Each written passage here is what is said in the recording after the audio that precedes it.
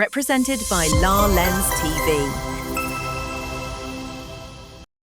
ప్రశ్న రావణ్కి సంబంధించినటువంటి case file చూద్దాం. ఇప్పుడు గత కొద్ది కాలంలో సోషల్ మీడియాలో టీవీలో బాగా చర్చ జరుగుతున్నటువంటి కేసు ఏమిటనంటే ప్రశ్న రావణ్. ఈ ప్రశ్న రావణ్ ఒక యూట్యూబర్. ఈ యూట్యూబర్ పై ఎందుకు వరుసగా కేసులు నమోదవుతున్నాయి? మొదట 4 కేసులు నమోదై వాటిలో బెయిల్ వచ్చిన తర్వాత కూడా మరోసారి ఊపా వంటి కఠినమైనటువంటి చట్టాలు ఎందుకు వర్తిస్తున్నాయి? పోలీసులు ఏమంటున్నారు? రావణుని కాపాడే రక్షణ పక్షం ఏమంటుంది? అసలు ఈ కేసు ఎలా మొదలైంది? ఈ వీడియోలో మనం ఎవరి పక్షం తీసుకోకుండా అందుబాటులో ఉన్నటువంటి సమాచారం ఆధారంగా పూర్తి వివరాలు. ఈ వీడియో కేవలం చట్టపరమైనటువంటి అవగాహన కోసం మాత్రమే. ఈ కేసుపై తుది నిర్ణయం తీసుకునే అధికారం గౌరవ కోర్టుకే ఉంటుంది. అసలు ఈ ప్రశ్న రావణ్ ఎవరు? బచ్చలకూరి జోసెఫ్ అలియాస్ ప్రశ్న రావణ్ ఒక యూట్యూబర్. సామాజిక రాజకీయ అంశాలపై తన యొక్క అభిప్రాయాన్ని వీడియోల రూపంలో వ్యక్తపరుస్తున్నటువంటి వ్యక్తి. ఇటీవల కాలంలో ఆయన చేసినటువంటి కొన్ని వాక్యాలు వివాదాస్పదం అయ్యాయని అతనిపైన కేసులు నమోదవుతూ వస్తున్నాయి. మొదటి కేసు ఎలా ఏర్పడిందనంటే, పోలీసుల ప్రకారం ఆంధ్రప్రదేశ్ ఉప ముఖ్యమంత్రి పవన్ కళ్యాణ్ పై అభ్యంతరకర వ్యాఖ్యలు చేశారనే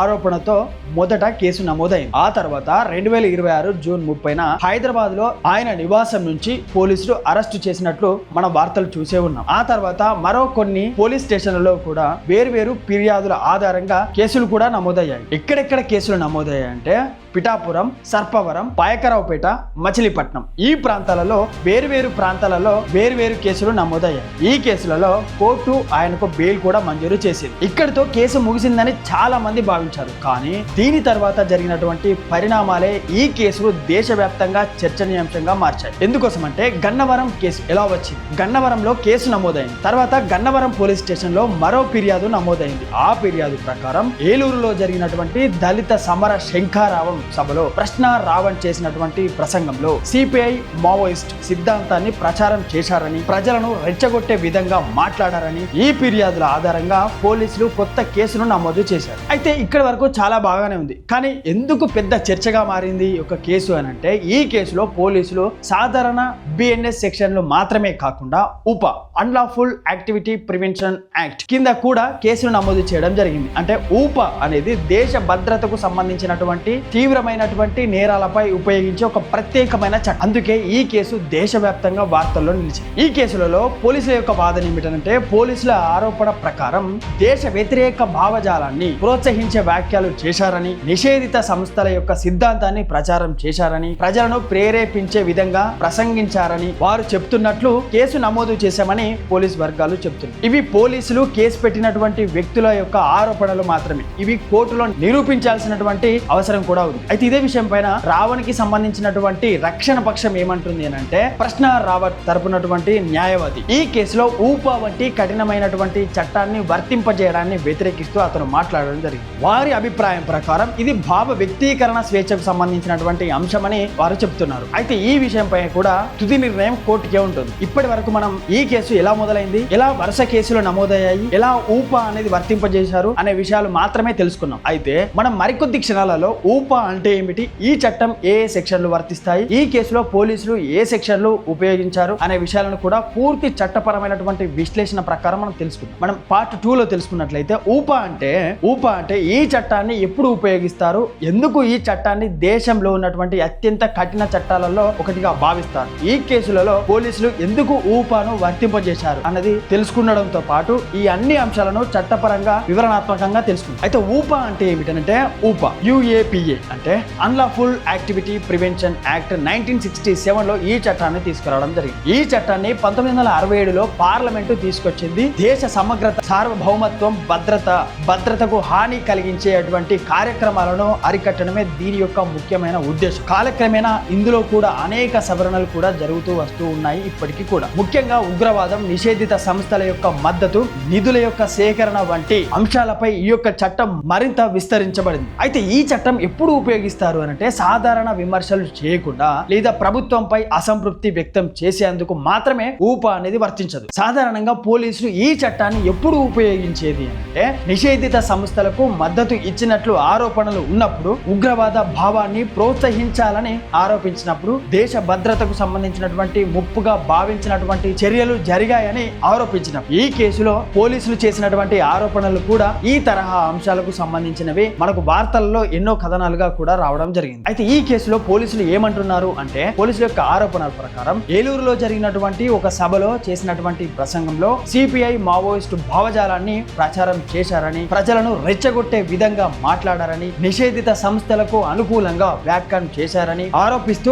యూపాతో పాటు ఇతర సెక్షన్లు కూడా నమోదు చేయడం జరిగింది. ఇవి ఆరోపణలు మాత్రమే, కోర్టు విచారణ తర్వాతే నిరూపితం అవుతాయా లేదా అనే విషయం తేలనుంది. ఊపా చట్టంలోని పోలీసులు ప్రస్తావించినటువంటి సెక్షన్లు, వాటి యొక్క అర్థం ఏమిటంటే, ఈ కేసులో సెక్షన్ 13 దాంతో పాటుగా సెక్షన్ 39 ప్రస్తావించడం జరిగింది. సెక్షన్ 13 అంటే చట్టం ప్రకారం అన్లాఫుల్ యాక్టివిటీగా పరిగణించబడే చర్యలకు సంబంధించినటువంటి శిక్షను ఈ సెక్షన్ సూచిస్తుంది. సెక్షన్ 39 ఏం చెప్తుందనంటే, నిషేధిత ఉగ్రవాద సంస్థలకు మద్దతుగా లేదా సహాయం అందించినట్లుగా ఆరోపణలు ఉంటే ఈ యొక్క సెక్షన్ వర్తించే అవకాశం అనేది ఉంది. ఈ సెక్షన్ వర్తించాలంటే దీనికి సంబంధించినటువంటి అంశాలను కోర్టులో ప్రాసిక్యూషన్ నిరూపించిన తర్వాత మాత్రమే సెక్షన్ 13, సెక్షన్ 39 ఊపా కేసులలో బెయిల్ ఎందుకు రావడం కష్టం అంటే, ఈ చట్టం కింద కేసులు నమోదై కేసులలో బెయిల్ కు ప్రత్యేక నిబంధనలు అనేవి ఉంటాయి. కోర్టు కేసు రికార్డులను పరిశీలించి చట్టంలో ఉన్నటువంటి ప్రమాణాల ప్రకారం మాత్రమే బెయిల్ పై నిర్ణయం అనేది తీసుకుంటుంది. అందుకే ఊపా కేసులకు సంబంధించినటువంటి సాధారణ క్రిమినల్ కేసులతో పోలిస్తే ఎక్కువ కాలం విచారణలో ఉండే అవకాశం ఉంటుంది ఈ యొక్క ఊపా సంబంధించినటువంటి కేసుల విషయంలో. అయితే దీని ద్వారా ప్రజలు నేర్చుకోవాల్సినటువంటి పాఠం ఏమిటంటే, ఈ కేసు పైన మనం ఒక విషయం గుర్తుంచుకోవాలి. ప్రతి పౌరుడికి భావ వ్యక్తీకరణ స్వేచ్ఛ హక్కు అనేది ఉంటుంది. కానీ స్వేచ్ఛకు కూడా రాజ్యాంగం ఆర్టికల్ 13, ఆర్టికల్ 19 కింద కొన్ని పరిమితులు కూడా ఉంటాయి. అందువల్ల సోషల్ మీడియాలో మాట్లాడేటప్పుడు గానీ, బయట మాట్లాడేటప్పుడు గానీ హింసను ప్రేరేపించే విధంగా మాట్లాడకూడదు. చట్ట విరుద్ధమైనటువంటి సంస్థలకు మద్దతుగా కనిపించే వినిపించే వ్యాఖ్యలు కూడా చేయకూడదు. పూర్తి సమాచారం లేకుండా తీవ్రమైనటువంటి ఆరోపణలు కూడా చేయకూడదు. వాస్తవాలను ధృవీకరించుకోకుండా చెప్పడం కూడా కఠినమైనటువంటి శిక్షలకు పాల్పడే అవకాశం అనేది ఉంటుంది. అది ఎవరైనా సరే, కింది స్థాయిలో ఉన్నటువంటి వ్యక్తి నుంచి పై స్థాయిలో ఉన్నటువంటి వ్యక్తి వరకు ఎవరైనా సరే విధి విధానాలు వాస్తవాలను తెలుసుకున్న తర్వాత మాత్రమే ఆరోపణలు అనేవి చేయాల్సి ఉంటుంది. పార్ట్ 2 లో మనం ఊపా అంటే ఏమిటి, అది ఎందుకు కఠినమైనటువంటి చట్టపరంగా పరిగణించబడుతుందో తెలుసుకున్నాం. ఇప్పుడు మనం పార్ట్ 3 లో ఏం జరిగిందనే విషయం గురించి మనం మాట్లాడుకుంటే,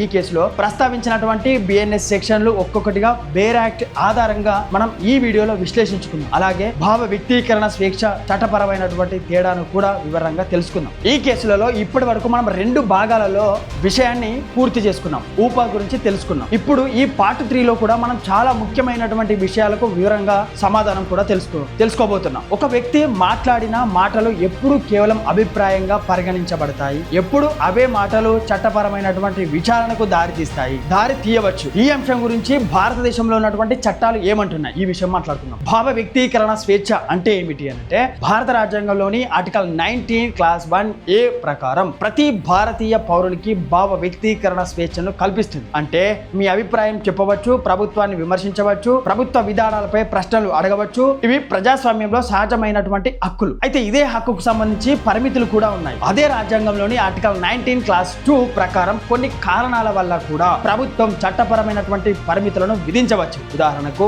దేశ భద్రత విషయంలో, ప్రజా శాంతి విషయంలో, నేరానికి ప్రేరేపించడంలో, విద్వేషాన్ని రెచ్చగొట్టే ప్రసంగంలో, ఉగ్రవాదానికి మద్దతుగా ఇచ్చేటువంటి విషయంలో వంటి అంశాలన్నింటిలో కూడా. అందువల్ల భావ వ్యక్తీకరణ స్వేచ్ఛ అనేది సంపూర్ణ హక్కు కాదు, చట్టబద్ధమైనటువంటి పరిమితులకు లోబడి ఉంటుంది. ఈ కేసులలో బిఎన్ఎస్ సెక్షన్లు ఎందుకు ప్రస్తావించడం జరిగింది అంటే, పోలీసులు నమోదు చేసినటువంటి సెక్షన్ల ప్రకారం ఏలూరులో జరిగినటువంటి సభలో చేసిన ప్రసంగం కారణంగా కొన్ని బిఎన్ఎస్ సెక్షన్లు, దాంతో పాటు ఊపాకు సంబంధించినటువంటి నిబంధనలు వర్తించాయని ఆరోపించి కేసులు నమోదు చేశామని. ఇక్కడ ఒక విషయం గమనించాలి, ఒక ఎఫ్ఐఆర్ లో సెక్షన్స్ చేర్చడం అంటే నిరూపితమైనది అనేది కాదు. దర్యాప్తు సాక్ష్యాలు చివరి వరకు కోర్టు నిర్ణయం ఆధారంగానే తుది ఫలితం అనేది ఉంటుంది. ఈ విషయంలో ప్రజలు ఏం నేర్చుకోవాలి అంటే, ఈ కేసు నుంచి ప్రతి సోషల్ మీడియా వినియోగదారులు గుర్తుంచుకోవాల్సినటువంటి కొన్ని విషయాలు కూడా ఉన్నాయి. ఏంటంటే, ఫస్ట్ వన్, ఏ విషయం గురించి మాట్లాడినా కూడా ముందుగా నిజాలు తెలుసుకోవడం. రెండో విషయానికి వస్తే, హింసను ప్రోత్సహించేలా లేదా చట్ట విరుద్ధమైనటువంటి చర్యలకు పిలుపునిచ్చేలా మాట్లాడవచ్చు. మూడో విషయానికి వస్తే, నిషేధిత సంస్థలు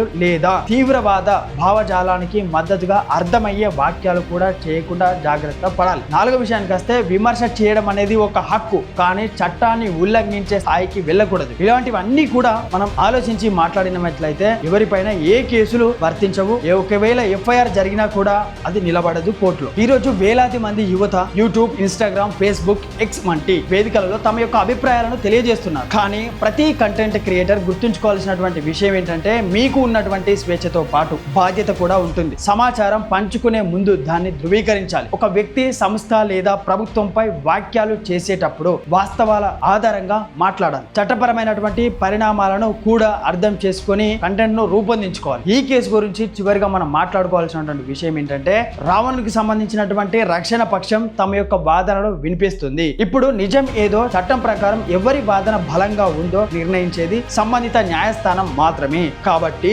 కోర్టు తీర్పు వచ్చే వరకు ఎవరిని దోషి లేదా ఎవరు నిర్దోషి అని నిర్ణయించడం సరైనది కాదు. ఒకే వీడియోలో మనం 3 భాగాల సిరీస్ ను మనం తెలుసుకున్నాం కదా. అవేమిటంటే ఒక కేసు ఎలా నమోదవుతుంది, ఊపా వంటి చట్టాలు ఎందుకు ఉన్నాయి మన భారతదేశంలో, భావ వ్యక్తీకరణ స్వేచ్ఛకు సంబంధించినటువంటి ఉన్న హద్దులు ఏమిటి, సోషల్ మీడియాలో బాధ్యతాయుతమైనటువంటి విధంగా ఎలా వ్యవహరించాలి అనే విషయాలు తెలుసుకున్నాం కదా. లాలెన్స్ టీవీ యొక్క లక్ష్యం ఎవరికైనా మద్దతు ఇవ్వడం లేదా వ్యతిరేకించడం అనే విధి విధానం కాదు. మా లక్ష్యం ఏమిటంటే చట్టాన్ని ప్రజలు ఎలా సులభమైన తెలుగులో అందరికీ అర్థమయ్యేలా విధానాలని రూపొందించడమే లాలెన్స్ టీవీ యొక్క విధి విధానం. ఈ వీడియో విద్య మరియు చట్టపరమైనటువంటి అవగాహన కోసం మాత్రమే రూపొందించబడింది. ఇందులో చెప్పినటువంటి కేసుల వివరాలు ప్రజలకు అందుబాటులో ఉన్నటువంటి వార్తలు మరియు అధికారిక సమాచారం ఆధారంగా వివరించబడ్డాయి. ఈ కేసు ప్రస్తుతం విచారణలో ఉంది కాబట్టి ఎవరిని దోషిగా లేదా ఎవరిని నిర్దోషిగా ఈ వీడియోలో ప్రకటించడం లేదు. తుది నిర్ణయం సంబంధించినటువంటి న్యాయస్థానం తీసుకుంటుంది. మరో లీగల్ కంటెంట్ తో మళ్ళీ కలుస్తాను. నేను మీ కొంగటి రాజు ఫ్రమ్ లాలెన్స్ టీవీ నుండి.